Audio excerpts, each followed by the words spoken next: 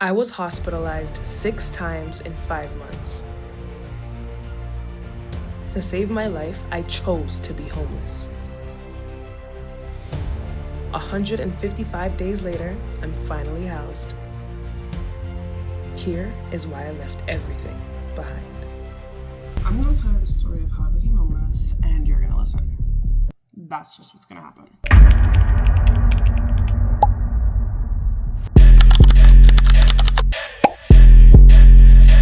The girl's been through a lot. Let's just say that. Don't y'all love the bayang? Not the bayang. Girl, focus. So, this all started back in 2023, where I had a whole bunch of stress, mental stress from my previous living environment. And every single day, my body was in fight or flight all the time. And I was also stressed about my career because I was like, shoot, your girl can't find a job. I've been looking for 2 years. Your girl's doing her thing with content, but ain't nobody watching. You know, and it's just like, what's really going on? Did I choose the wrong path? Blase, blase, blase, blase, blase. And it's like putting in so much effort, and then not seeing any like fruits of your labor. It's just like, whoa, like, am I doing the right thing? Yeah, so that was the biggest thing that was on my mind at that time. And I was also getting like emotionally, mentally, psychologically abused. And it was just a lot. It was literally just a lot. My brain literally couldn't take it anymore. So I ended up in the hospital, and I was in and out, in and out, in and out, in and out, in and out, in and out. I was in and out for like 3, 4, 5 months, something like that. And it was just a big mental toll, and recalling all the traumatic events that have ever happened to me. And it was like everything was brought in my face, and then boom, woke up in a hospital. So that was like strike number 1. And I was like, I have to leave, but I didn't really I just didn't know how to leave. I literally didn't know how to leave. So I ended up going back, and it's been okay these past couple of years. That was in 2023, like I said. And then this year, the biggest thing that was on my mind was the 6-city cipher that me and my friends were running. That was like my biggest stressor because things just kept going wrong left, right, front, and center. And then the psychological abuse continued. And it's like I didn't heal from the previous one. I didn't even know that I had to heal. And then the day before the event, boom, ended up in a hospital. And I was like, you know what? Enough is enough. If I had an environment that like nurtured my brain, nurtured my soul, that I felt safe in, that I didn't have to constantly be in fight or flight for, I didn't constantly have to like protect myself or like have my feelings hurt or deal with yelling and fights and all these things, I would have a much better mental state. Much better mental state. And if my mental state is not okay, I am literally not okay. If my mental state is not healthy, I am literally in hospitals. And being in a hospital takes a chunk of your life. Like, you are just sitting in a hospital doing nothing, no TV, like nothing. And it's just like, okay, I could be doing something, I could be making videos, I could be moving the needle forward, I could be living my life. It's just like, I don't want to keep being in an environment where I know it's playing a big role in me having mental health issues and me not feeling safe. So this time, I chose to be homeless. Homeless vlog day 1. I've just been released from Humber River Regional Hospital. I told them that I had a shelter to go to. I lied. Might I add, I lied because I felt like my mental health was getting better being in the hospital. But at some point, not being able to go outside for more than 15 minutes locked up was doing my mental health worse. I called shelters. I called so many shelters. They keep saying, call back an hour, no beds, no beds. I don't really know what's going on.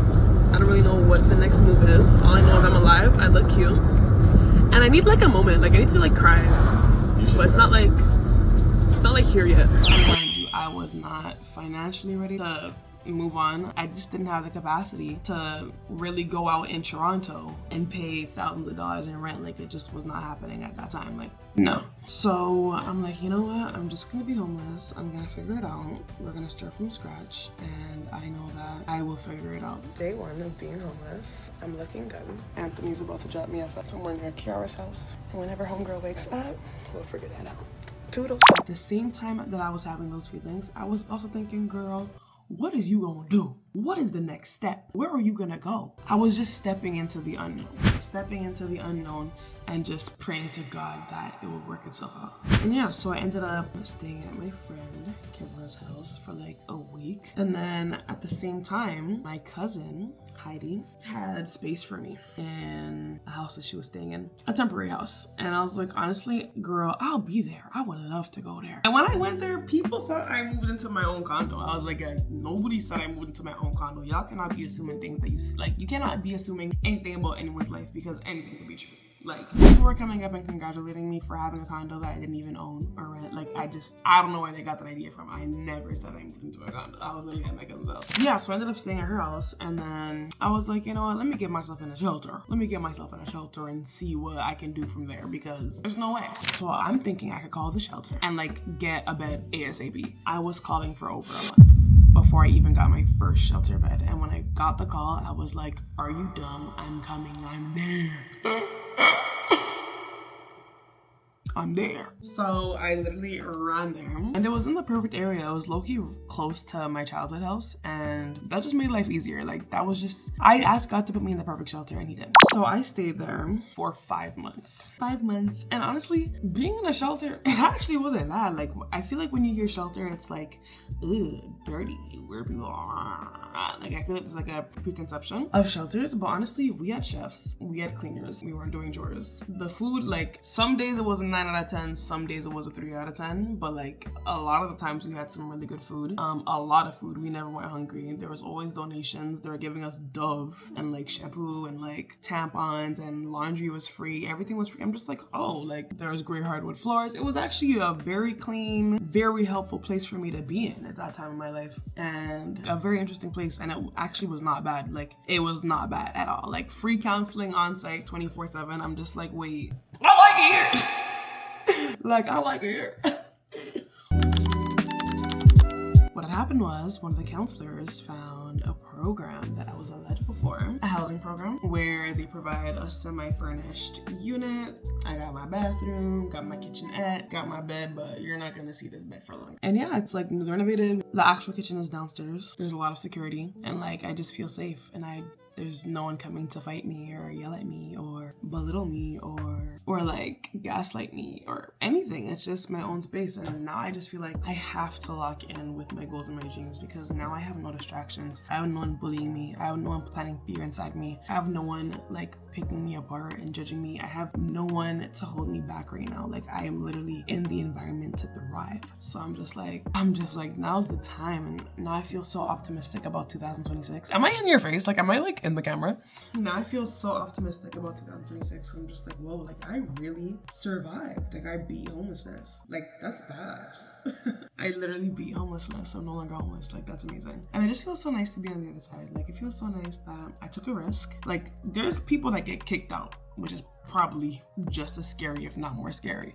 So I had this white shit on my lip and y'all aren't gonna say nothing. Like, you fake? I forgot what I was saying. But all I know is I'm so happy that I beat homelessness. Yeah, I'm so excited for 2026 because I feel like I have nothing and no one's stopping me.